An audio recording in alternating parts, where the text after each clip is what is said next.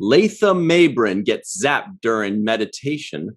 Fala gets killed by a remote detonator during transport. And Kira says the makra herbs taste like something that crawled out of Quark's ear. But she doesn't say how she knows that. Hey, everybody, and welcome to The Seventh Rule with Sirach Lofton. Hello, hello.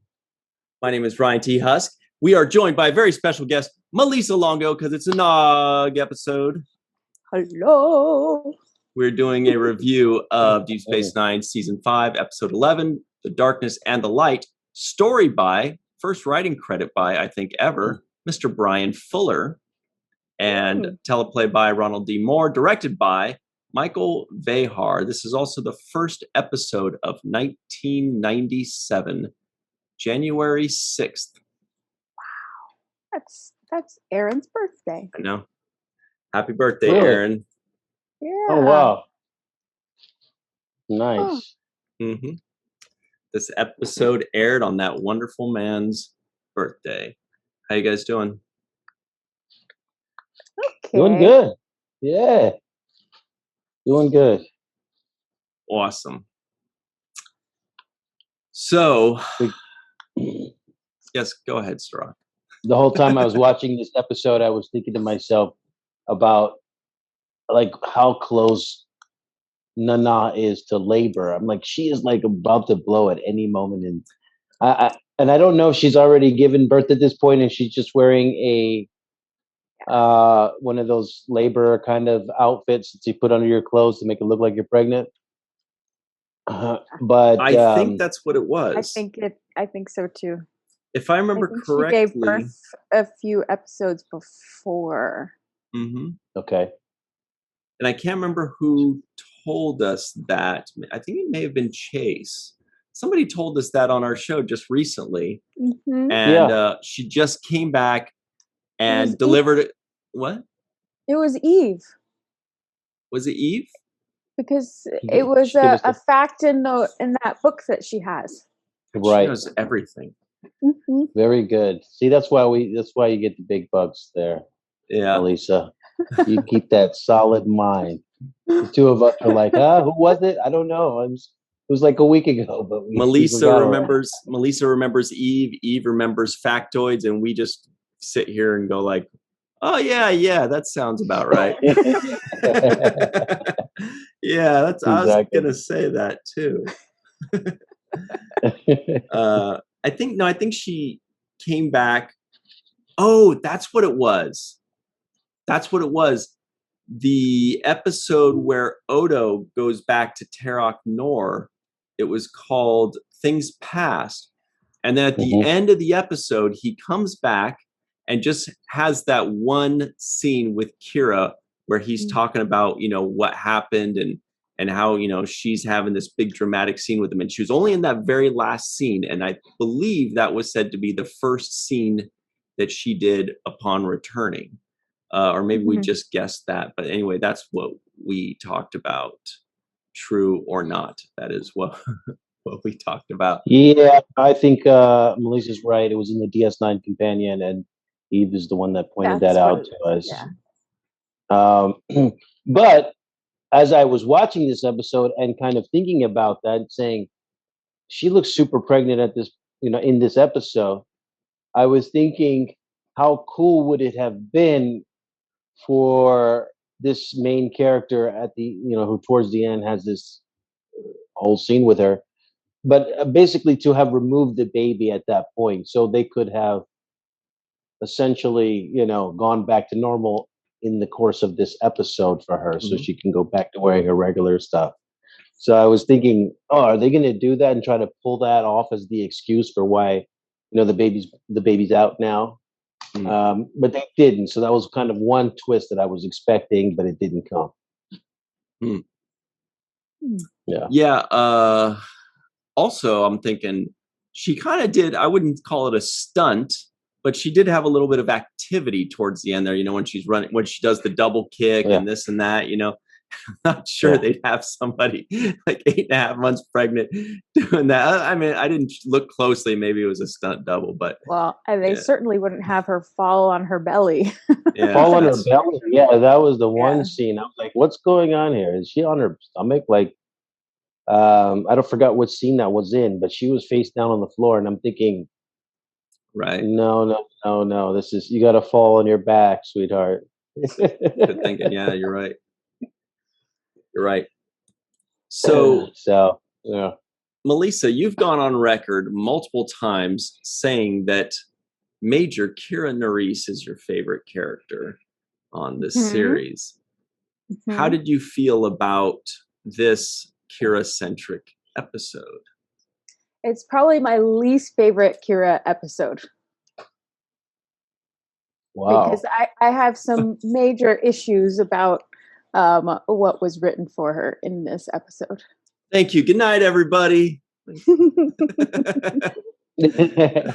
let's hear it. Yeah, let's hear it. I don't think that she would have made some of the choices that she made, knowing that she's as pregnant as she is, carrying somebody else's baby, and just go off half-cocked on a essentially premeditated mission to go murder somebody. So one, she's essentially kidnapping the O'Brien's baby. Two, she's putting said baby in danger. And I think that Kira is more of a person who thinks of others before she thinks of herself. And the baby would definitely be a priority in that. So I don't agree with her charging off in search of. I just don't think she would do it, especially with how much she's put her body through already, carrying this child for as long as she has. I like that you said half-cocked, though, because I put in my notes, Kira transports out half-cocked. No, it's just because I was like, oh, that's cool. We both said half-cocked, and I'm like, dude, does anybody even use that term anymore? But thank you. Yeah, I think I would have bought it more if the guy had actually kidnapped her, and I think that would have been doable. Interesting. And the final scenes would still work if he had kidnapped her instead of her stealing a runabout as well. I 100% agree with you on this one, Melissa. This episode is only missing the scene with Keiko coming back home and slapping the shit out of Kira. Yeah. Bitch, don't ever take my baby anywhere without. Give me my baby back. Because that's what would happen. Any mother would be fully outraged once they find out about this. It's not even. I don't even care if you made it back in one piece or whatever. You're getting a full slap on the face and a cussing out. This can never happen again. And not only that, but Bashir, I want my baby right now, even though it's 3 weeks premature. Get it out of there. Get that out of here. She cannot be trusted. She's not responsible. No. She's not responsible. No, that's like taking your kid on a drive-by shooting. Like, seriously, you're babysitting for me. Stop it. Can you wait till you're done with the babysitting duty? I didn't like it either. And I felt like that could have been fixed so easily. And I'll tell you how and where in the storyline I believe that it could have been fixed. When the two people that were her co-conspirators in these resistance, when they beamed into her quarters, that would have been a perfect opportunity for them to pretend like they're on her side, pretend like they are, actually hiding from the thing that they're looking for. And they could have been co-conspirators in helping the plan go forward and kidnapping her, essentially, right?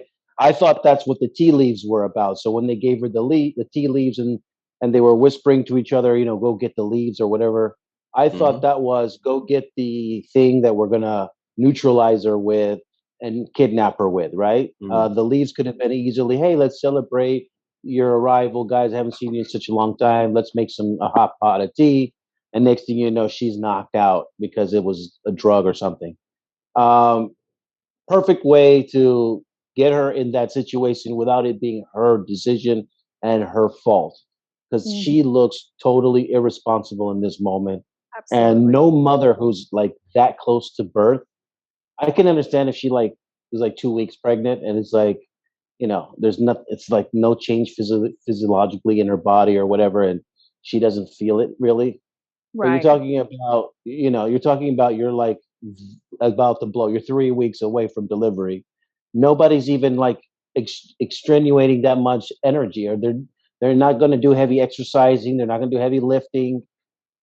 Just like basic stuff that you're going to be doing when you're pregnant. Now, maybe the Bajorans have a different threshold of pain or different tolerance level or whatever, or they can get accomplished more. But still, you're that big. You have somebody else's baby. It's not even your own baby that you're putting at risk. Putting another person's baby at risk. You've already committed. I don't know how many months it takes for a Bajoran to have a baby, but you've committed X amount of months into the process, and you're this close to the finish line. No way do I see her taking that course of action. No. Yeah. I didn't believe it. I was like, no. Yeah. Maybe I could even see her sending the two soldiers, rebels that were her fighters, freedom fighters alongside her, sending them after whoever it was, like, hey, I got the inside information. This is who it is. This is where they live. Go over there. And she kind of orchestrates the hit job. But she even talked them out of doing that. So how is she going to put the baby at risk after she's talked, Lupaza? The whole time I was thinking about the baby. And when she was laying face down on the floor, I was thinking about the baby. When she got into a little, there was a moment there when she wanted to get to her quarters, and they were trying to resist her and like hold her back, like, no, it's not a good time. And I'm thinking, she's a pregnant woman. Like, you can't like manhandle her like that, and she can't be fighting and all this stuff. She did like a 2-handed punch and all this stuff. I'm like, what the hell is she doing? So too late in the pregnancy stage, number one. I didn't like the fact that O'Brien was like not filled in on this whole deal. Oh, by the way, we got home guests. I feel like he would be totally on top of this. He would be like, who the hell are you guys? What's going on? Tell me the past. I need to know. Mm-hmm. You're in my home Keiko with my baby. You're in my house. I mean, he's been how hands-on so far up to this point, and little too hands-on. Yeah, but then suddenly he disappears, and then and the other thing was, she's 3 weeks away from giving birth, and Keiko decides to take a trip to visit her parents with Molly. I mean, that I'm just like, anything. Thanks can for happen. ruining my nitpick, Melissa. That's okay. I got plenty more. Okay. No, but you're right. You're right. You're right. And look, did we not just see how much O'Brien was going through it when he ruined her plants? Like, Keiko had her plants ruined with Bashir, right? And they were going back and forth, like, you take responsibility. It's your fault. It's your fault. I'm not going to say anything. That's her plants. She's really sensitive about it. That's her plants, Right. Yeah. So when it comes to her child, her unborn child, there's no way that O'Brien is not going to jump on top of a grenade over this thing. He has to be like super protective about this. Like, what's going on? Like, who are you guys? What's happening? Where are you going? There's no way he's not following her around, like a puppy dog, making sure that she's not stepping in anything, that she's not tripping, that she can reach everything off the shelf, that she, you're hungry, do you need something? He would be, that's how any good husband, father is going to be at that stage in the pregnancy. He's going to be constantly available for her needs. Can you imagine? And especially now that her life is in danger, Right. Can you imagine how much Keiko is going to hit the roof, hit the ceiling when she comes home, and O'Brien's like, sweetie, I just want to let you know. And she's like, can I go to my quarters? Well, the quarters are destroyed. Well, what? Is Kira and the baby okay? Oh yeah, they're fine. Well, where were they when they kind of went on a mission to go fight some guy, and he whatever, and he like sedated her, but it's all good because she beat him up and wrestled and everything. She would show she's going to kill him. Yeah. It's going to, in some way or another, that's going to all be his fault. Oh, yeah. Because it's going to be his fault. You know, he didn't do something right. There was something he didn't do. I can't put my finger on it, but he shouldn't have done something or should have done something. And it's going to end up falling on his shoulders. Why didn't you? Why did you let this? Why did this? Da, da, da, da. And he's just going to not be able to answer those questions. And he's going to collapse under the weight of Keiko's grill. That was hard for me. You're right, Melissa. Yeah, and at one point in one of the episodes, he's even tasting Kira's food for her. So there's no way that he wouldn't have been all over this. So maybe he knows what tastes like crawled out of Quark's ear. Ah, yeah. And then it was hard for me to buy that. That's why I thought they were bad characters when they first just beamed into Kira's room. I'm like, that's the, a very specific place to show up. Now, you just showed up. And did they beam into Kira's or did they beam into O'Brien's? Well, they scanned to see where she lived. Okay. And beamed in there. But we'd met Pharrell and Lupaza before, so we knew they weren't bad guys. But I was thinking the high-tech guy who's committing all these murders so stealthily could easily have kidnapped her by beaming her off the station. Totally. And then stunning her the same way that he did when she arrived on the planet. I mean, with the stun gun. Mm-hmm. And then do the sedation thing. I mean, the whole last thing could have still worked if he had kidnapped her. Well, let me ask you guys this, because you guys both seem to be pretty solidly in the camp of Major Kira would not do that or shouldn't do that. Now, remember, she has a lot of strength and anger, at least originally in season 1, and she was vengeful. She was feisty, she was violent, she was strong. Could you see season 1 Major Kira act in this way? Do you think it's because she has evolved into a character that we don't buy it, or do you think even season 1 wouldn't do it?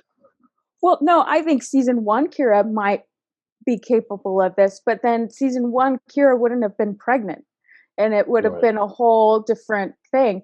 But season 5 Kira is evolved. She has learned, she has grown. And I think she would have trusted Odo to be able to do his job better. Mm-hmm. I just, rather than take it upon herself too. Yeah. I think she's gone through a level of evolution where she has trusted the DS9 crew that she works with. She's built a relationship with Dax. She has entrusted herself with Cisco. She has built this really close relationship with Odo, and they've had these kinds of conversations. Yep. So I don't see her, for example, when that first phone call came in and she said, well, I need to talk to you in private. And she said, okay, well, let me go over here and talk in private. I don't see her not debriefing her coworkers in that moment and saying, look, this is what's going on. She worked alongside of me. She did this, as opposed to waiting till a little bit later after she died to tell the story. I think that she would say this right away. Like, look, this is somebody that needs me. They did this and this and this for me when the resistance was going on. Now it's time for me to repay the favor, Captain. I know this doesn't sound right, but you got to let me give her some refuge. You got to let me hide, She did it in this kind of way where she sent Dax and Worf over there to go pick him up. But I just felt like it would be more of an inclusive thing. She seemed to be like hiding certain elements of what went down.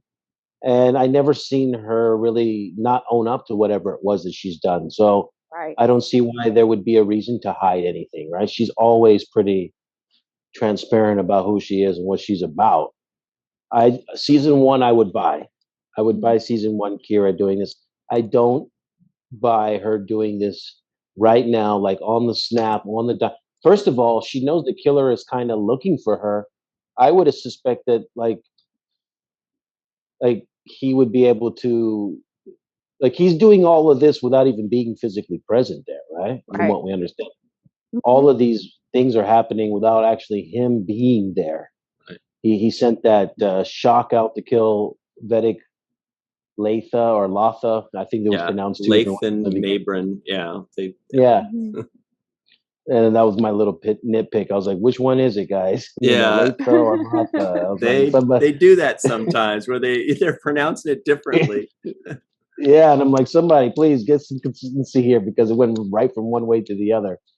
But and usually they have that pronunciation guide in the beginning of the script, which gives you the way to pronounce it. So I'm pretty sure they explained it and somebody just didn't pay attention or disregarded it. But yeah, that was my biggest pet peeve. The same that you have, Melissa, because as a pregnant woman, I kept saying, gosh, she looks awfully pregnant and she shouldn't be running and she shouldn't be, stressed out. Fighting. And yeah, I know her feet are swollen right now. I was thinking of all the things that, morning sickness and your feet being swollen. I'm like, she's not going to be running around and commandeering ships and just breaking out and just saying, screw all this. My life, I'm going to risk my life for this. I just don't see it. I don't see it like that. Maybe setting a trap for this guy, I could see. I could see her and the rest of the crew kind of saying, okay, this guy's looking for us. We're going to set a trap. We're going to use you as the bait. You don't worry and nothing will happen to you. But we're going to set this thing. We know he's going to come looking for you. Maybe that could have been a way that the story played out a little bit differently, but I just wasn't buying this. I think they pulled the trigger on this one a little bit too late for me.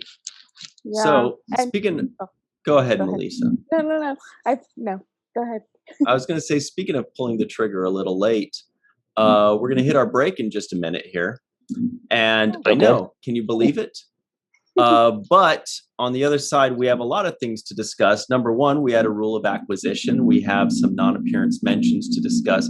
And by the way, we haven't even gotten into the A plot yet. That's all the B plot. The A plot is behind Melissa. Oh, yeah. Is our boy Nog stealing the show. I mean, that's really what the episode was about, right? It was about Nog and his ears. It was all a setup for him. His lobes. But before we flip over to the other side, everybody at home, let us know in the comments below or in the live chat. Do you think Major Kira would do that? Do you think that fits her character? Or do you think that fits more her first season character or not her character at all? Or do you think you're like, yeah, whatever, she's fiery, whatever. But we're going to talk about it. Well, we're going to talk about everything, basically. On the other side, on the seventh rule.